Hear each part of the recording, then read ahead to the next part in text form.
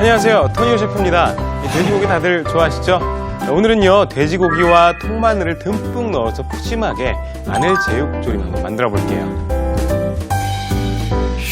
남녀노소 누구나 좋아하는 오늘의 메뉴. 아낌없이 듬뿍 들어간 채소와 부드러운 등심의 완벽한 하모니. 멋스러운 일품 요리 마늘 제육조림입니다. 제육조림에서 가장 중요한 건 바로 고기겠죠.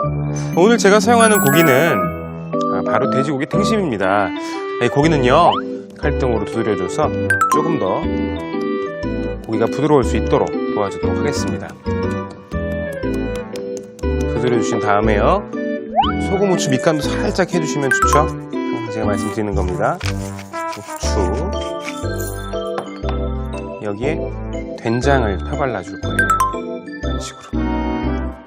이 된장을 잠시 발라두는 것만으로도요, 고기의 누린내를 어느 정도 잡아줄 수가 있기 때문에 여러분들 드실 때는 정말 더욱더 맛있는 고기를 드실 수가 있고요. 잠시 두시기만 하면 됩니다. 이런 식으로. 그리고 대파 같은 경우에도요, 이번엔 조금 공격적으로 썰어볼게요.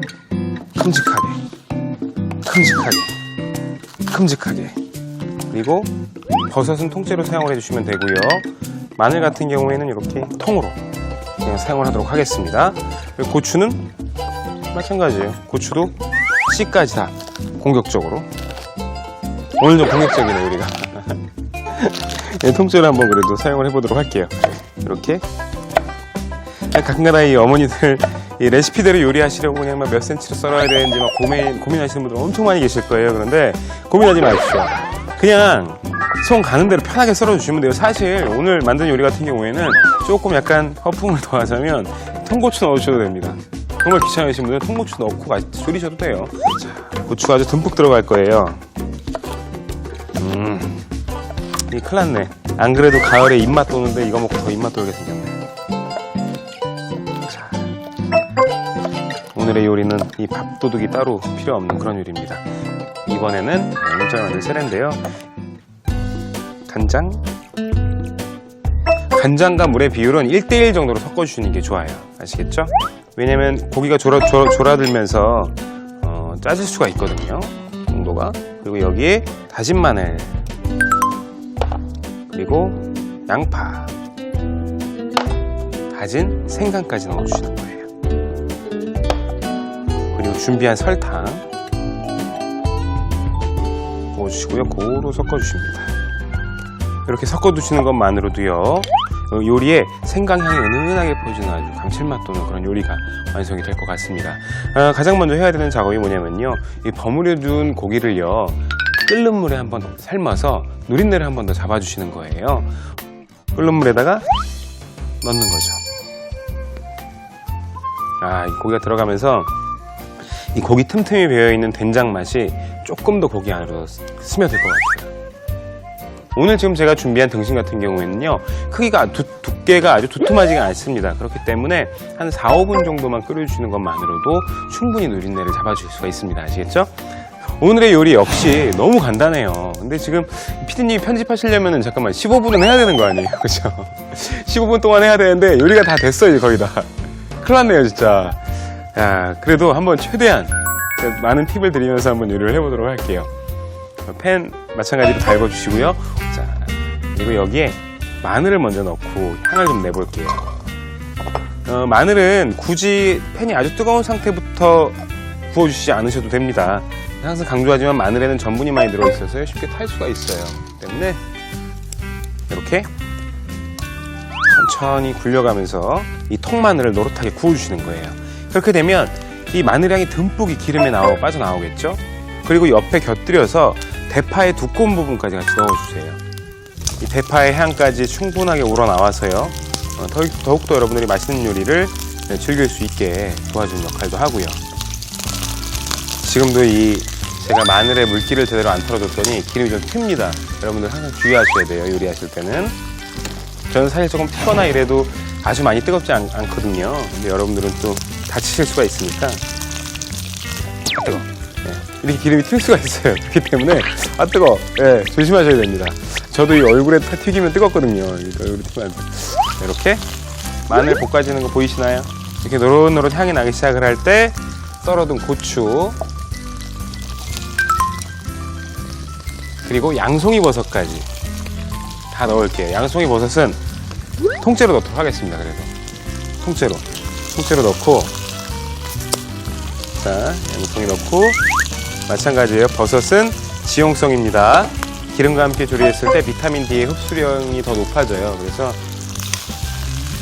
비타민 D가 필요한 요즘 같은 가을철, 버섯을 기름에 볶아 드시면 아주 좋다고 할 수가 있겠죠.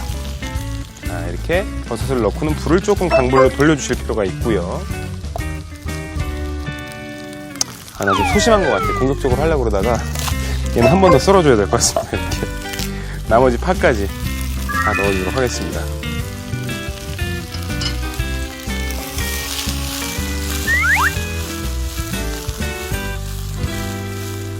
색감이 굉장히 이쁘네요. 볼까요? 고기를 볼까요? 자, 고기가 이 정도면 누린내가 날아간 것 같은데요. 이 고기를 한번 볶아줄 거기 때문에요. 바로 이 수분은 물기를 좀 제거해 주시는 게 좋겠죠? 이렇게 한 소끔 김만 날려주시면 돼요. 아, 잠깐 요걸 한 번 더 잘라줄까? 그러면 덜 공격적이겠죠? 통째로 하는 거야. 터프하게. 자, 이렇게 고기는 넣고 구워줍니다. 야, 지금 이 팬에는 고추향하고 막 이런 버섯향, 대파향, 마늘향이 충분히 나와 있어요. 고기를 맨 밑쪽에다 이렇게 깔아주는 거야. 여기에 무엇을? 아까 만들어둔 양념장을 넣는데요. 자, 오, 뷰티풀.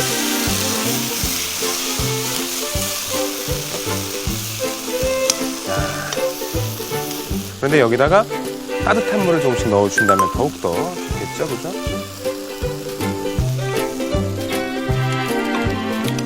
이렇게 해서 양념이 한 소끔 졸아들 때까지 끓여주십니다.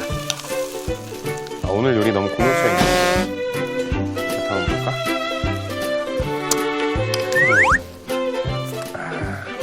맛이 상당히 공격적이고 맛이 되게 공격적이에요. 그래도 좋습니다, 맛은. 양념이 거의 다 졸아들 때까지 끓여주시는 거예요. 고기가 너무 공격적인 것 같아요. 좀 잘라줘야겠어. 내가 안 잘라주려고 했는데요. 딱 반만 잘라줄게요. 그래서 저희가 보기 좋은 떡이 먹기에도 좋다고 육수가 2분의 1로 졸아들 때쯤이 있습니다. 그럴 때 올리고당을 넣어주시는 거예요. 올리고당을 넣으셔도 되고 꿀이나 조청을 넣어주셔도 돼요. 물엿이나. 이 올리고당은 다른 식재료들에 비해서 당도가 좀 떨어지는 편이기 때문에 그 점을 잘 좀 유의하시고 사용을 하시는 게 좋을 것 같습니다.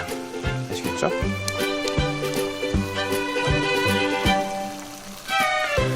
접시에 담아주시기만 하면 완성입니다. 한번 접시에 담아보도록 할까요? 아, 뭐부터 넣어야 맛있게 났다고 소문이 날까? 고기부터 넣는 거야. 좀 자르길 잘했네요. 너무 컸으면 진짜 공격적이기만 할 뻔했어. 버섯이 이렇게 공격적으로. 너무 귀엽지 않습니까? 여러분들의 그 깜찍한 남편을 위해서 마늘도 군데군데 올려주시는 거예요. 고추들도 중간중간에 올라오고 이 대파 덩어리 아름답지 않습니까? 아까 썰어준 고추까지. 이 볼륨감이 살지 않습니까? 네, 됐습니다. 네, 이렇게 해서 마늘 제육조림이 완성됐습니다. 간단한 재료와 레시피로 뚝딱 만드는 근사한 일품 요리. 고기와 채소가 큼직하게 들어가 먹는 재미까지 살린 마늘 제육조림 완성됐습니다. 이렇게 맛도 있고 보기에도 근사한 마늘 제육조림 하나로 풍성한 식탁 만드실 수 있겠죠? 여러분들도 오늘 저녁에 한번 만들어 보시면 좋을 것 같습니다.